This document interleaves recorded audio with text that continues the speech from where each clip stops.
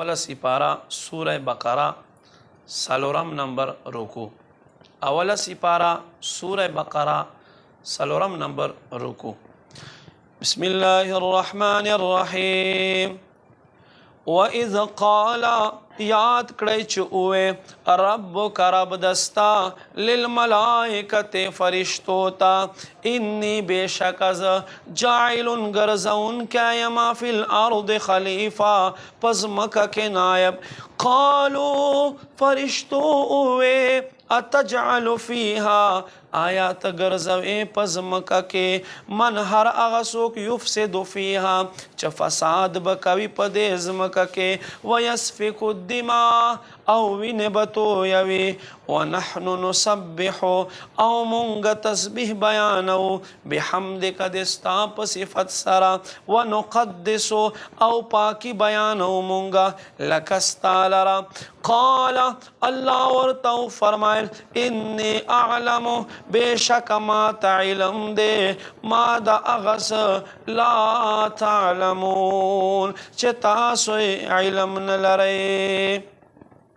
وعلم آدم الاسماء كلها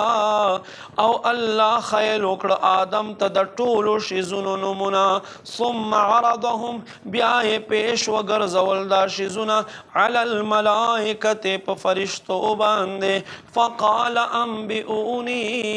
الله ورته فرمایل ما ته خبر راکئ باسماء هؤلاء د دې شیزونو په نمونو سره ان کنتم صادقین کتاسو رښتونی.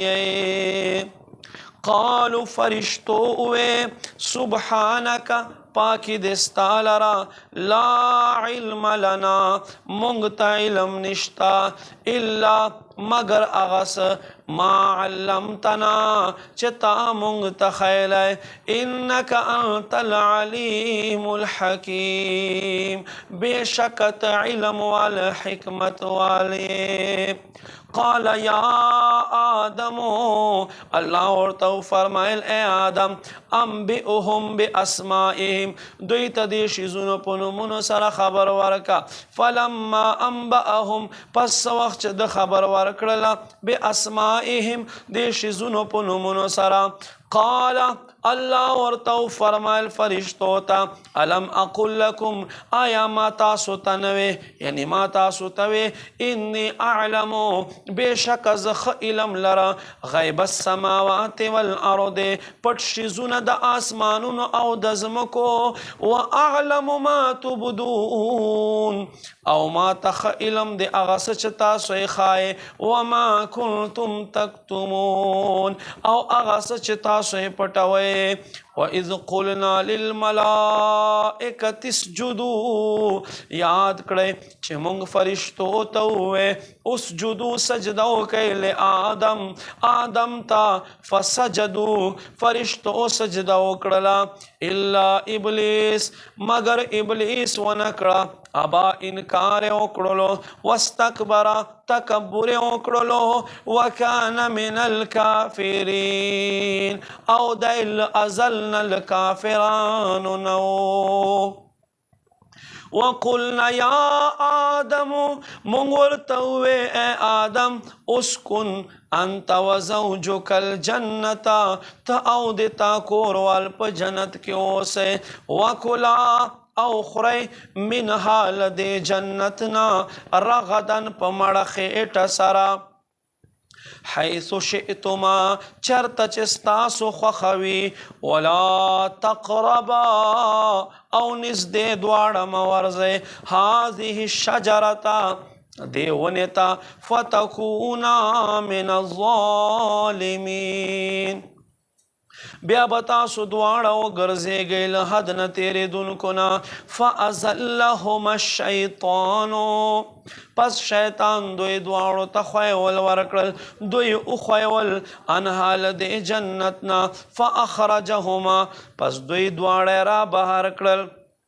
مما اغزگینا کانا فیه چکم زگی کے دوی وقلنا اهبطو منگ ورتوے کشے بعضکم لبعض عدو تاسو بعض با بعض لرا دشمنان یې ولکم او ستاسو لرا فی الارض پزمکه کې مستقر